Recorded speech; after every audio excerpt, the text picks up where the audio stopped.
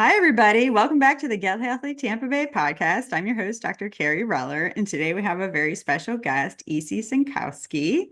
Welcome to the podcast. Yeah, thank you so much for having me on.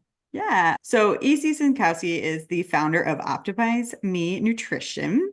You've got a mission to make nutrition easy. She's helped thousands to improve their weight, energy, performance, and overall well-being using sustainable and science-backed methods. I think that's one big reason why I'm drawn to you. But over 20 years of academic training and experience, she holds a BS in biochemical engineering, 2 master's degrees in environmental sciences and nutrition and functional medicine. You're a certified nutrition specialist, licensed dietitian nutritionist, and a certified CrossFit level 4 coach and former CrossFit program manager, teaching fitness and nutrition to audiences worldwide, which is very impressive. I hope I did a good job introducing you. Yeah, wow. Thank you so much for that. You got the highlights. Yeah. I'm super excited to have you on here and kind of pick your brain, if you will, of all your expert in nutrition and everything else, and really hear about how you got started and in your background to open and create OptimizeMe Nutrition. So, can you Mm. tell us a little bit about how you got from engineering to nutrition and fitness? Yeah. Yeah, that we might not have a total amount of time for, the needed amount of time for. I sometimes joke around that my resume looks more like a Jackson Pollock painting than any sort of linear progression. But yeah, I mean, it's interesting with nutrition. I think a lot of people have these stories, not stories, experiences, transformation in their lives that led them to a career in nutrition. And I actually didn't have any of that. So I often wonder, why the heck am I doing nutrition? I do think that it provides for me a perspective that allows me to not get pulled down rabbit holes and get very dogmatic about certain diets, because I never had a transformational approach. So it was always less like, well, how do all these different diets work for different people? Like, what are the underlying concepts that allow people to have success? And so that's become my main mission. That wasn't really your question, but I just find it interesting because people are always wondering, like, kind of what was the spark for nutrition? I was like, I don't really know. But I was working for CrossFit for a long period of time after engineering, and the base of what they do, they really do have a big nutritional component to their program. And so it always Mhm. sort of interested me. And I actually had to start doing continuing education from my job at CrossFit. And I just happened to like, well, I like nutrition. I do nutrition for CrossFit a little bit. Let me just jump into this master's program. And then of course that was like super interesting, and then it just took me in this direction. So a little bit not super planned out, but I will say there is some themes kind of among my background that I really like making the complex simple. I think that's what I really enjoy the challenge of. So of course I have that in spades with nutrition. Yeah, no, I think that makes sense. And I think with your, background in like science and engineering, I think the whole like research on nutrition and weight and everything is just such a blooming field with all these new studies that it kind of makes sense that with your background and being, working for them to get interested in that, especially when you had to do CME. So I can totally see why it kind of sucked you in, even if you didn't have some transformational experience. And Yeah. what I think is nice is that I think people can really establish rapport and get drawn into, I don't know, what do we call their provider, coach, whatever you want to call it, that has had a, experience. But I think, when you have like all these tools of really experiencing all the different approaches to health, wellness, weight, nutrition, then you can like see, all the sides rather than, okay, this worked for me, we're doing this, right? Exactly. Exactly. And actually somebody I was they were interviewing me for a podcast. They were the ones who kind of pointed it out. I mean, they were sort of like, well, don't you think that's what gave you this sort of idea to approach nutrition in this sort of way that wasn't just like everybody has to do paleo? So I was like, oh yeah, that's a great point. Thank you. Yeah, there's so many different approaches to it. And not everything is going to work for everyone, right? Exactly. Yeah, Exactly. absolutely.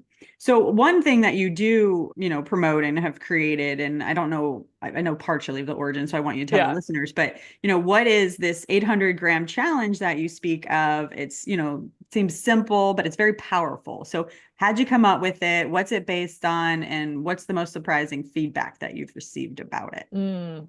Yeah, so it was actually during, I was finishing up my master's, and I don't know what the research project was, but I came across a study that was looking at fruit and vegetable consumption relative to health outcomes. So they were thinking, okay, how many fruits and vegetables do people eat? And then what happens to them in terms of death and disease? Now, interestingly, at the time, I don't remember why the school requirement was there, but on my own time, because I was interested in nutrition, I was playing with different diet ideas of like how to measure quality in the diet. Meaning, Mhm. like when somebody says they eat clean, what does that really mean? And can we measure it? versus just counting calories or macros or something. And I was actually playing around with this idea of measuring potassium in my diet because it's high in fruits and veggies and all of that stuff. So that was kind of my backdrop. And then with school, I was researching something about fruit and vegetable consumption, came across this study. And what they found was that the risk of cardiovascular disease, cancer, stroke, and all causes of dying went down when people hit that 800-gram number. So the fact that I had sort of this brain side project going about measuring quality and then stumbled into this study, I was like, oh, this is really interesting. What about if I try to eat 800 grams of fruits and vegetables each day in my diet with no other rules and restrictions and sort of just see what happens?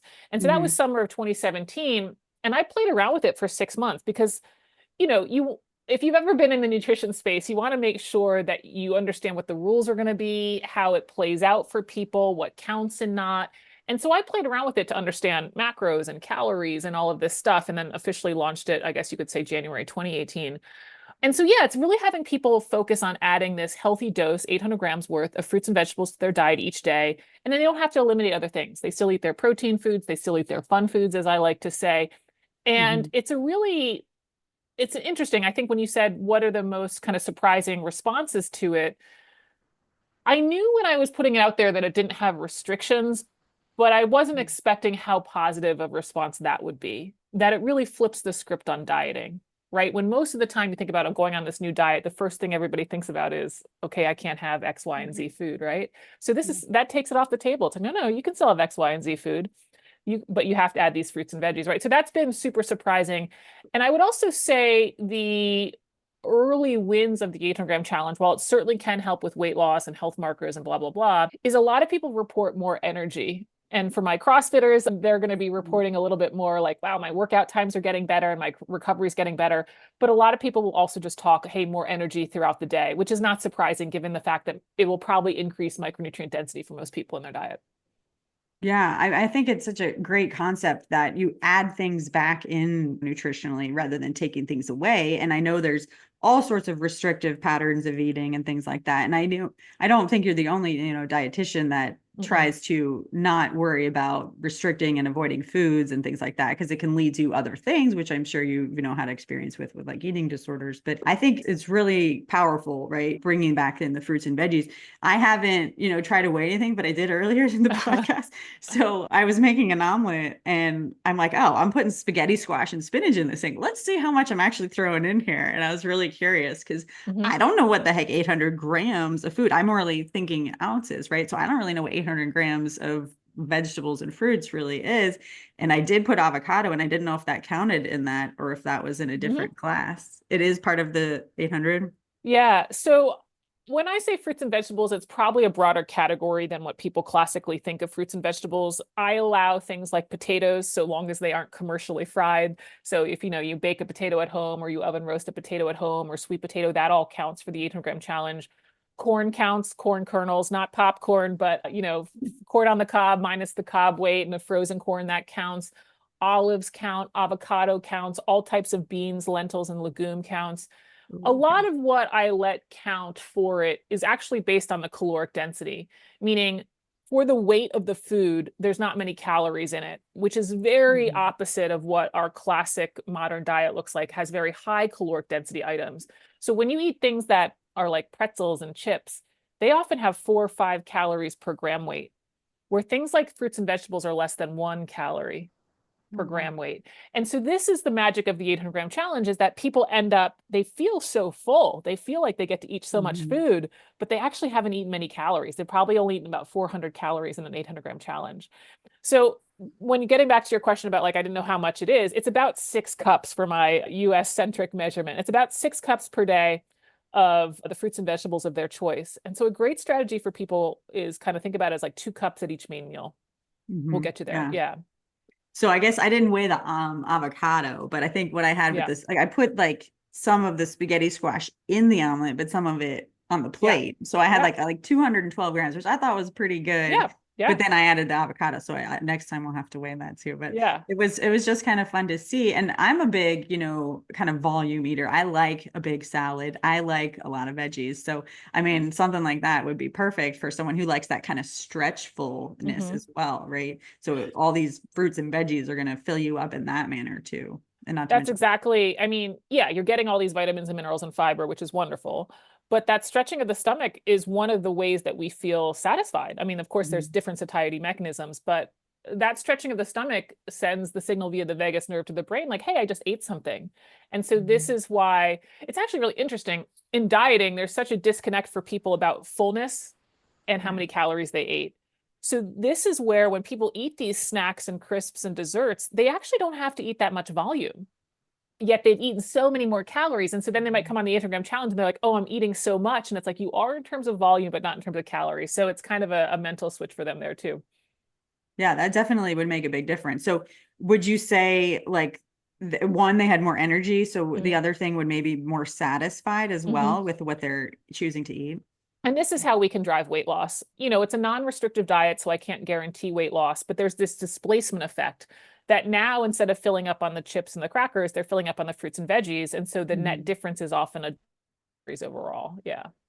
Yeah. I mean, obviously I, have been, watching your podcast and following, and I know that you have these 10 principles of nutrition, and you were kind of just speaking toward your first one there, I think, Yeah. with the calorie. Well, what is it? Why don't you tell our listeners what is your first principle that I'm kind of referring to?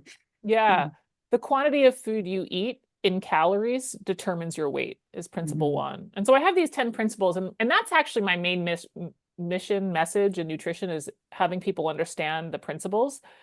It just turns out that's like kind of an unwieldy thing to try to teach people. Like if you get in an elevator with somebody like, oh, what's a tip for nutrition? Like, well, let me tell you about 10 principles. And it's a bit much, it's a bit heavy, but it's really these underpinnings to help people kind of navigate their diet and, understand nutrition from a physiological and psychological perspective. And one of the big ones is calories. Calories do control weight loss. That doesn't mean we only make food choices based on calories. That doesn't mean that it's not difficult to create a caloric deficit. It doesn't mean that genetics don't come into play. There's all these other factors, but ultimately, at the end of the day, yeah, we need that caloric deficit to drive any fat loss. Hmm. Yeah, I think, well, I was gonna, torture you with some questions of like, Yeah, basically, if you're in the elevator, no, I'm just kidding, right. but like, Go for it. well, I had so there's so much noise and around nutrition and fad diets and conflicting advice. So what's one myth that you hear all the time Mm. that you wish you could kind of erase from everybody's mind? Yeah. Yeah, I mean, I especially with the 800-gram challenge, I probably post about this at least quarterly on social media, but it's the idea that fruit has too much sugar. That has to go. That has to go. It's so I mean, I could talk on this for way too long, so I'm going to try to reel it in a little bit here, Kerry. But like the reason why fruit doesn't have too much sugar is kind of what I was talking about, that caloric density. When you eat fruit, you're actually predominantly eating water.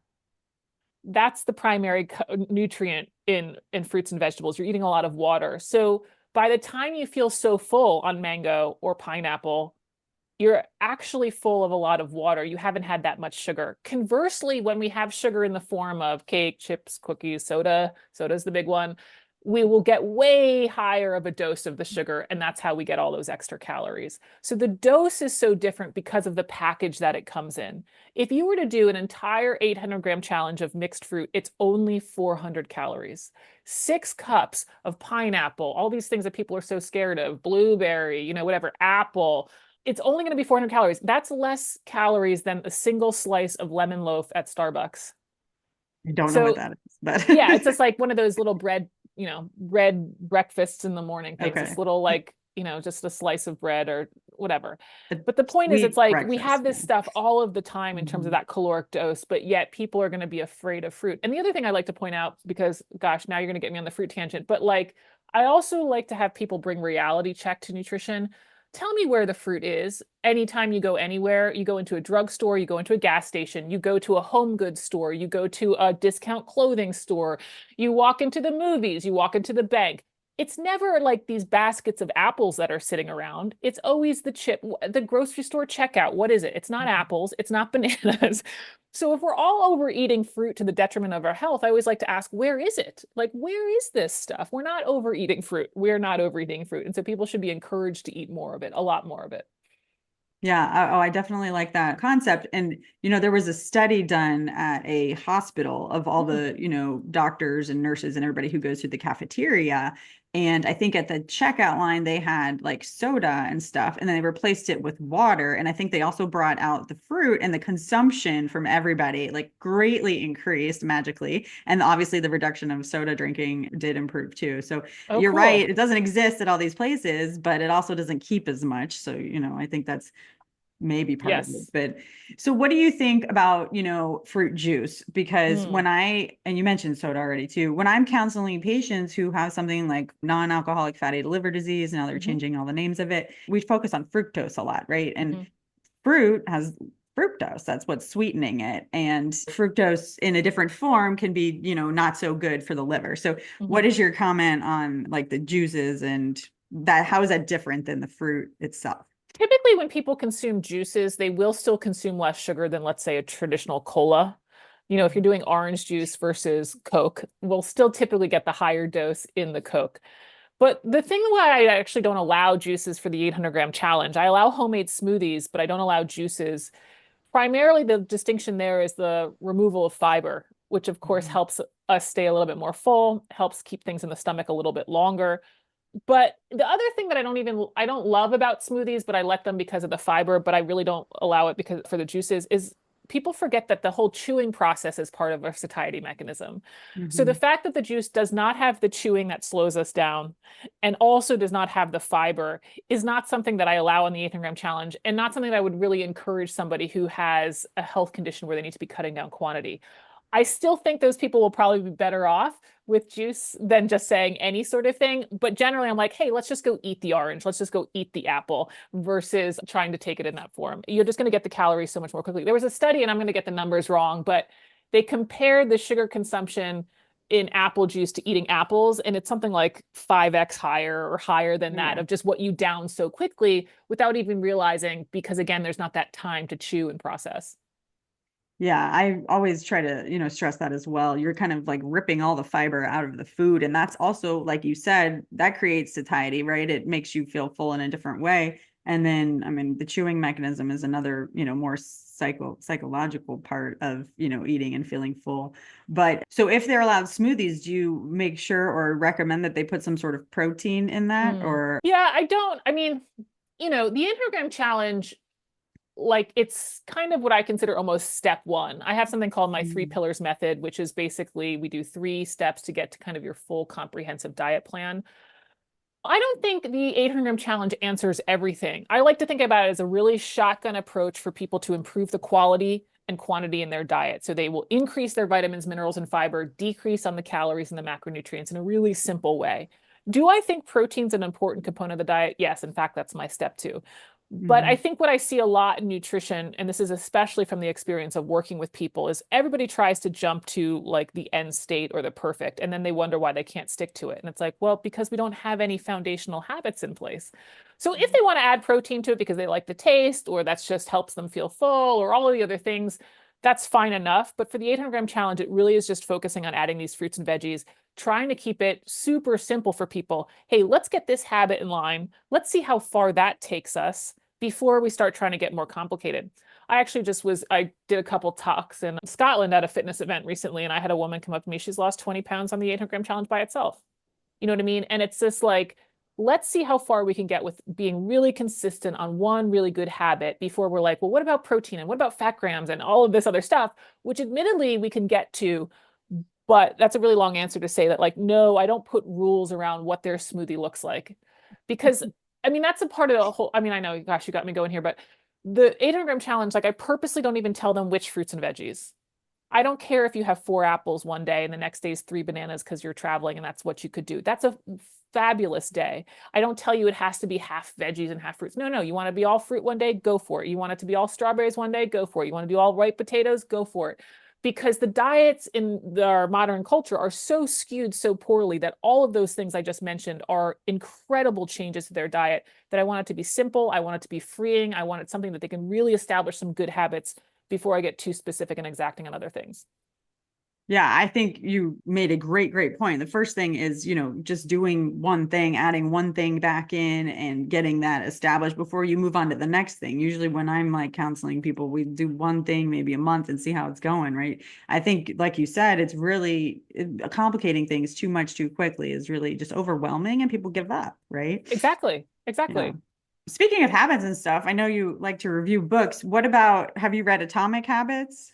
I haven't, which is kind No. of embarrassing to say that because Okay, well, I that's already one to know put it's on going your to be list. good. I already know it's going to be good. Yeah, it's good. It's easy. And I actually try to sometimes use some of those like ways of building habits and breaking habits and things like that in Oh, cool. my patients. But you should Yeah, read that I one. should. I know it's been Yeah, on the yeah. to read list for too long. And another point, because you were talking about like simplification of things, and I know you did a recent podcast on good energy and all Mm, this is coming up with all these, new fad things of how to live healthy and well. And I think those are all good.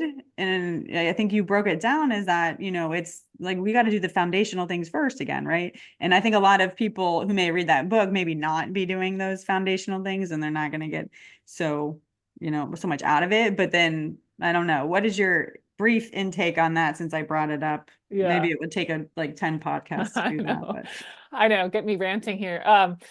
Yeah, I mean, I think one of the great things about that book, even though I didn't like it and don't recommend it, is the statistic that she really relies on throughout it is that only about 7% of Americans are metabolically healthy, according to the five metrics of, let's see, blood pressure, waist circumference, triglycerides, HDL cholesterol.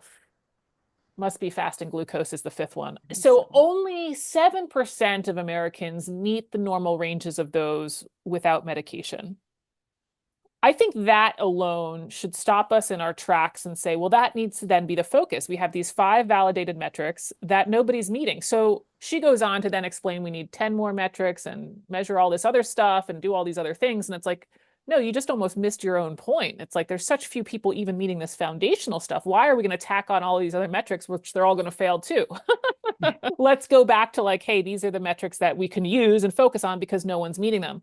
I think the other interesting point that you mentioned about like, hey, let's get the foundational stuff is I think sometimes people think the foundational stuff is just good for the foundation. I am willing to say that once you do the foundational stuff, you also don't need anything else. That once you get all those five metrics in line, and once you do things like sleep regularly, exercise regularly, that's it. You're done. You don't actually need more optimization. You've actually already optimized. So the foundational stuff is not only foundational, it's also optimal. yeah. And no one's doing it. And no one's doing it. And so I think Good Energy has a lot of places in the book where they just provide distractions from the foundations, which ultimately would be optimal for people's health. Yeah. I mean, other than exciting things for some like new novel idea, like, increasing your cold plunges or anything like that, it's hard to just implement the basics. And obviously for the general population, that's definitely where we should be, focusing on. It was an interesting book. I did enjoy it, but yeah, for my patients, I wouldn't really be, recommending that either.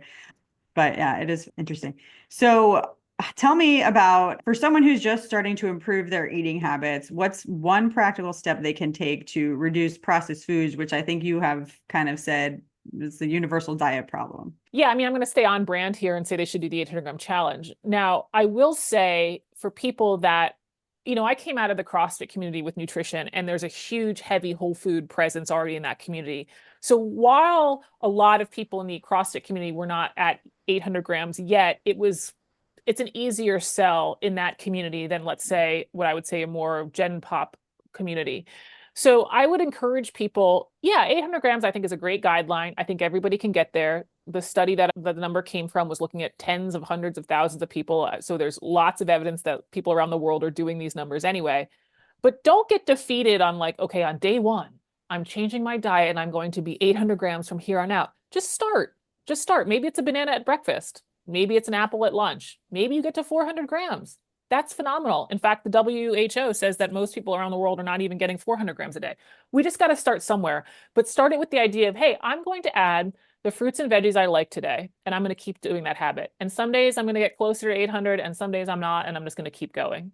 And over time, and it might be true months before you achieve something like an 800-gram number. And that doesn't mean the diet's perfect, but it probably means that you've increased the vitamins and minerals, fiber, and decrease the calories and macronutrients in your diet to more around probably what they should be for a lot of people. How do you normally deal with people who really say that they hate like vegetables or some Yeah. fruits too, but Yeah, that not is a really? common one. Well, first there is the wide range. So just that alone that I'm not saying you have to eat kale. I'm not saying that you have to eat broccoli. Oftentimes we can get an inroad with some fruit. Strawberries are typically a really great sell. Bananas, apples. There's typically something in that genre that we can start with. And that's great. Just have people get going there. Honestly, a lot of American diets, if they ate 800 grams of strawberries, they would be better off. Now that's an expensive diet, but it's like just pick what you want. You like oven roasted potatoes? That's also a really easy sell. Oven roasted sweet potatoes, oven roasted potatoes, any types of fruit. Like don't have the person think they have to do this on spinach and broccoli. Maybe they'll get there. And guess what? You can also be healthy without them. So like just having that range of different options, I think helps people latch onto it a little bit more. Avocado, right? There's all these things that I think a lot of people like that they're not classically thinking of are going to count. No, that's a really good point too. Yeah, it makes sense. I guess I would also say too, if they really hate veggies, once they're like kind of wrapping their mind around the idea, roasted. I mean, roasted, it's basically candy. Oh, I think so too. My mom used to make broccoli with like boiled with lemon. It was Yes, atrocious. And I'm like, oh my God, this is fantastic. You roast it, olive oil, salt, pepper, done. Like done. perfect. It's I do so that with good. most things. It's, Yeah, delicious, I think. And yeah. my kids have even commented, like, they will only eat mommy's vegetables or whatever. It makes me feel good because they don't say that about everything. But yeah, I think it's good. Roasted is definitely very good. And Another then hook. everybody's using the air fryer, which is essentially similar. So Totally. that helps. Yeah. So calories, macronutrients, how should people think about these concepts when it comes to like weight and body composition? Yeah. Yeah, calorie will definitely drive weight loss, as we kind of mentioned. And the only way to guarantee that you're creating a deficit is to count calories. Mhm. The problem with that is it's a pain in the butt. It's really tedious to do. It's hard to do. It doesn't fit with our culture. And so this is why we have these hundreds of different diets out there that basically are trying to have us control quantity without calculating it. That's even true of the 800-gram challenge. So like I like calories, and that's actually the third step. So my three steps are we kind of focus on the fruits and veggies, then we focus on protein, then our third step is we focus on calories. But again, it's with this idea of like we want to have the foundation of the diet be mostly whole foods with the fruits and veggies and the protein before we worry about calories. Because I think what people don't understand, like, okay, yes, I have to create a caloric deficit for weight loss. For this thing to be sustainable, I'm going to need a foundation of whole foods.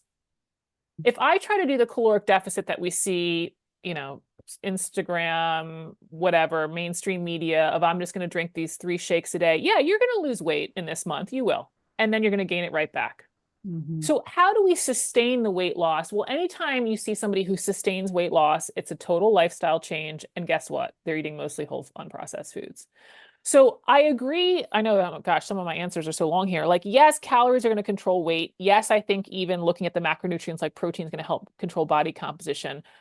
But I don't really have people focus on quantifying that until we have the 800-gram challenge in place, till we have some good habits around protein in place. And then we will take a look at calories if we keep needing to further refine the diet. Yeah, to then, Mhm. like, let's say maybe they've lost a little bit of weight on the first 2 steps, but they still want to lose another 10 pounds or whatever it is, then yeah, we got to tighten up calories. And so here we go. But we're going to have those other steps in place so that the caloric deficit is sustainable. Yeah. So I've heard you mentioned 800 grams. So are they expected to weigh and measure all of those things forevermore? Because I find it very difficult, like we're saying, to get people to do these tracking and measuring and all those kind of things. Yeah, it depends. Like, I think it's good for people to understand that there's trade-offs in everything. Like, if you aren't where you want to be and you have a goal to get somewhere, you're going to have to make your life a little bit more difficult. You're going to have to give something up to get what you want. There is this level of like, at some point, you need to do something different, right? Mhm. Now, that being said, with a lot of people with the 800-gram challenge, I encourage them to just start with estimating, where basically a closed adult fist is about the size of a cup. And remember, I said about 6 cups a day. Mhm. Now, leafy salad greens are really light. So I encourage people, yeah, eat them, but don't be so worried about tracking the precise level of like how many leafy greens were in my side salad when I go out to eat. It's probably not that many, right? So really think about it as like 6 big cups or fists of like the pineapple or the potato or the banana or whatever it is. And that's going to get you really close. And you can do that without a scale. This is a great way for people that if the whole idea of weighing and measuring, they're like, well, that's no, not happening. Great. We're just going to use a hand-eye measurement. And people sometimes think that that won't be accurate enough. And it's like, give it a shot, give it a real shot, see what happens. I think you're going to be surprised that you actually can make some really positive changes without necessarily getting so accurate. And then later down the line, if you're then ready to get a little bit more accurate based on what's happening, then we can also make things a little bit more precise. So how does lazy macros, one of your other favorite approaches, fit Yeah. into this? Yeah, that's really step 2. So they continue to do the fruit and veggie thing. And now they're thinking, okay, now I also am going to ready to focus on my protein consumption. Mm-hmm. And the number I put out there is 0.7 grams of protein per pound of body weight. And that's typically going to be your current weight, unless you're 20 pounds or more away from where you want to be. And then you're just going to use your target weight. So a lot of people are going to be around 100 to 125 grams of protein a day. Okay. And it's done in the same way as 800-gram challenge, and we're just focusing on adding that food to the diet. Now, of course, there should be this displacement effect. You're eating these fruits and veggies, you got this protein, so we're keep reducing the chips, the cookies, the ice cream, and all of that stuff. But we're not saying you can't have any of it. We're saying, hey, get these fruits and veggies in the day, get this much protein in the day. That's really what I consider step 2. So you said 0.7 grams per pound of current weight. So how does, you're not using necessarily ideal body weight. So how is that translating to a lot of people who are focusing more on like 1 gram per pound of weight and the higher protein recommendations that we keep hearing? Yeah, they're crazy. Not the people, people that are recommending the 1 gram per pound. Let me be clear. There's lots of highly credentialed individuals that I think are well overshooting people's protein needs. When you go to the literature and look at where does muscle mass get added onto people, even high level athletes, it's at the 0.7 grams per pound, time and time again. It's even at the 0.55 grams per pound, but 0.7 is kind of the upper limit. Now, I do think there will be some people at the 1 gram per pound. Let me tell you who they are. They're already lean. They're already high level athletes. They're already at an advanced level of strength training. That's not most people. I mean, 77% of people do not meet the CDC guidelines for exercise. So the idea that everybody just walking around needs 1 gram per pound is like so above and beyond what is actually necessary for people. And especially if people want weight loss, they should not be at 1 gram per pound. Because when you have to eat that level of protein, guess what? You're taking in more calories. And your protein is really for your lean mass. And so if you have weight to lose and you're doing it based off of 1 gram per pound, what are you feeding? Like, you're just bringing in calories. You're not actually feeding the lean mass, right? I think some of those are based like 1 gram per pound on ideal body weight. So, right, it's still, I feel like Oh, it I should see what you're target saying. like 100 to 1, the same thing. I feel like 100 grams is like just a good general goal, but sometimes, that might be, I guess, lower if you're doing 0.7. I mean, it makes more sense. I'm sorry. Yeah, no, Yeah. I think I missed your No, I like your ideal answer. I'm just, yeah. No. I'm glad you pointed that out. You did say ideal. So basically what their goal weight would be. Yeah. Right. Yeah. And it's still high, even that though, because the studies that are done for protein intake, there are obviously lots of studies, but there are a good number of studies that are just on like athletes who don't have any weight to lose. And when they cite their numbers, they're based on total current weight. Now, you are right. It is more accurate to look at something like even lean mass or a target weight, especially if the person has weight to lose. But kind of a lot of the numbers that have been set and are studied are just based on current total weight, because they're not always looking at like an obese or overweight population. So I like to cite it in that because that's where the evidence has been done. There's more that is reported on total weight than, let's say, an ideal or a lean mass weight. Yeah. Yeah. Well, I feel like we could belabor protein and all that for a real long time. So I probably will not hop off, but change the subject so we don't go on to that forever. But so psychology, I know you've mentioned this a few times, but it kind of plays a huge role into sticking with the plan, right? And I know you've mentioned some things already while we've been talking, but what's your advice for overcoming kind of the mental hurdles of dieting, if you will, if we're going to use that word? I mean, if I had that answer, I'd probably have more money than Jeff Bezos, right? So that is what makes nutrition really hard. If you can control the mind, we're done a lot. We're going to make some progress for sure. Obviously there's ranges of psychology and nutrition. There's sometimes just having an extra handful of chips or too much dessert on Friday night into truly emotional eating that really needs help. And so obviously the latter needs to go to somebody and work on that. I will say that I think sometimes people think a new diet is the answer when really dealing with the emotions is the answer. And depending on the severity of that, you're going to be better served working on that versus like, okay, I'm going to do macros or I'm going to do the 800-gram challenge. Like that's just not going to do it. But assuming we're talking about people that might just be mindlessly snacking or just overeating on Friday nights sporadically and all of that stuff, how do I help with that? There's a couple things that I think are useful for people. One is we have to keep foods in the diet that we love. So I think, again, with dieting, people think like, okay, well, I'm going to give up the chocolate cake. And it's like, well, no, if you like chocolate cake, we're keeping the chocolate cake. We're going to figure out how much chocolate cake you get. And it might be less chocolate cake than you would like, but we're going to keep the chocolate cake. So the first thing is understanding that your healthy diet, even at your goal weight, even losing weight, includes foods you love. We have to do that. That's a priority. The other thing that I try to help people with is really preaching the consistency over perfection. I think what happens is people will start a new diet. They get to day 7. They end up going off the diet, however they think that means in their mind, cheat day, whatever it is. And then they think, oh, shoot, I blew the diet, so now it's just over. And then they go off the rails, and it's another few months before they gain the motivation to go back on the diet or whatever it is, right? They need to view that hiccup on Saturday or the cheat day on Saturday as part of the process. We are not robots. You are going to mess up. I have days ahead of me that I will overeat and not have enough fruits and vegetables. So will you, because we are human. And really what's so interesting is the damage that's done on that one day.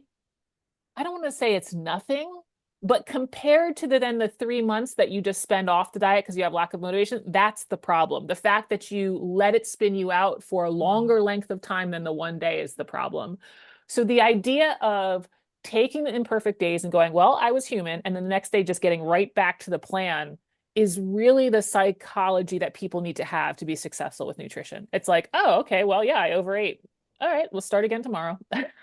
And they'll be Or just, successful with that. next meal, whatever. Sure. Yeah. Not Exactly. instead of just throwing in the towel right away. I think that is a very, very good point. I also like people to, define, hey, are you actually hungry when you're eating? Let's try to not be eating our emotions. Let's not eat because we're bored or the person next to us is eating, but really, focus on when you're actually hungry. And sometimes you might eat, Yes. because the person next to you is eating and whatever, and that's okay. But, really try to focus in on that if it's hunger instead too. And I think that's where the home environment really helps, right? Because if you don't have one of the things I've said before is if you binge it, don't buy it. Like I say this all the time, but I do not buy the dark chocolate covered espresso beans from Trader Joe's because I do not need to eat a canister of dark chocolate covered espresso beans in one sitting. So, if you're going to want to start working on these habits of just eating when you're bored or stopping eating when you're bored or stopping when you're eating when you're emotional, it really helps if your favorite food is not in the cabinet. And certainly you can get in the car and go down the street and buy one, but you still have that time to sort of delay the response and get in there a little bit. And like, how can I change this behavior, right? How can I stop all this mindless eating and give myself some time to process the emotion or whatever else is going on? So when you read Atomic Habits, you'll listen to the part or read the part that says like setting up your environment. And obviously that is kind of what you're, referring to, Exactly. which is perfect. Exactly. Yeah. So I really like in your podcast and everything and what you do, but how do you take this incredible, like complex scientific concepts and make them digestible for everyone? What is your secret for making nutrition science accessible? I don't know. I think I had some really great mentors and experience along the way. So my first job, I actually did environmental consulting work for an expert witness for environmental pollution. And we had some massive cases. There was a case where we had 1 million pages in a database that we had to, be ready to defend in front of a jury trial. And that expert witness who I helped prepare was always had an amazing amount of clarity. He's like, every case comes down to 3 main points. And that's sort of as a guideline, but it's true. Like if you think about a jury trial, like how are we going to get all of this data into their heads of these non-experts? How are they really going to know what's going on? They can't possibly know this to the depth that we know. So his big thing is like, we always have to come down to 3 things. So that was like a master class from the years that I worked there in terms of presenting information clearly and helping people really see like, what are the key issues?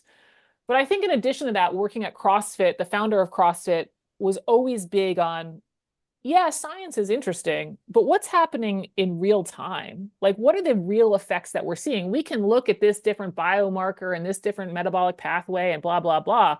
But if the person is getting more pull-ups and back squat, that is the information that we need to drive how we program CrossFit or how we work with our athletes over what we think might be happening on kind of the mechanistic level. So I think the combination of having somebody so laser focused on simplicity and then having another mentor so focused on outcome versus getting lost in the weeds of the science has helped me, I hope, make things really simple for people.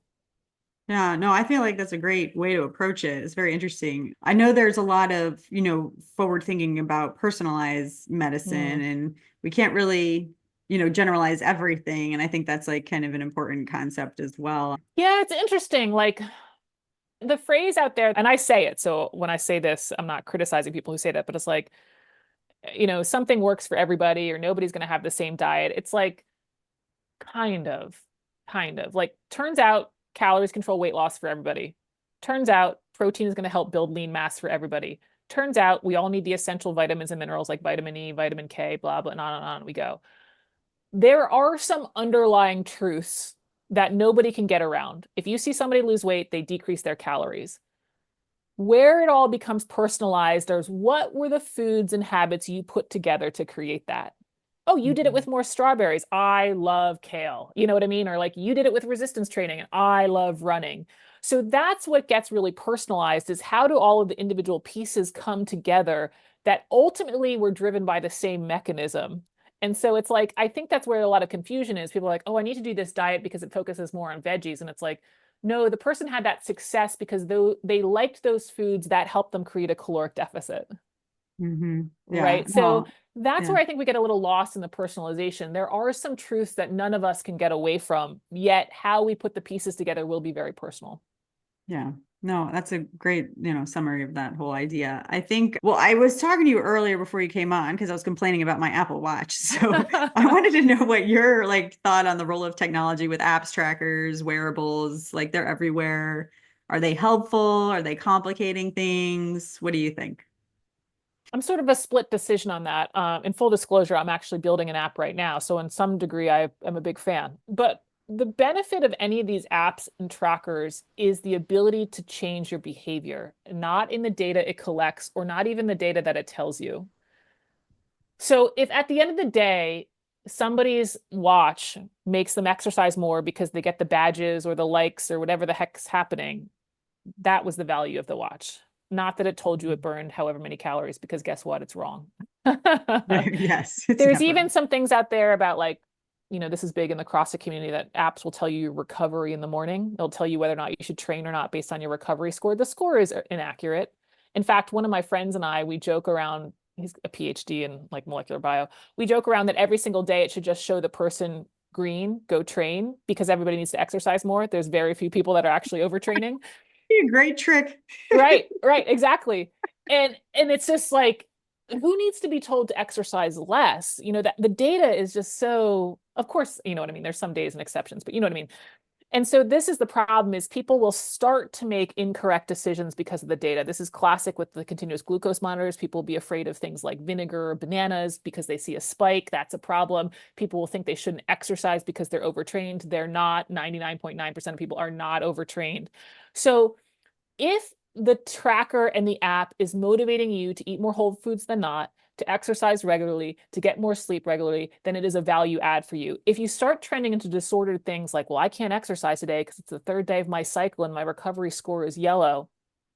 No, no, you've been lost in the weeds.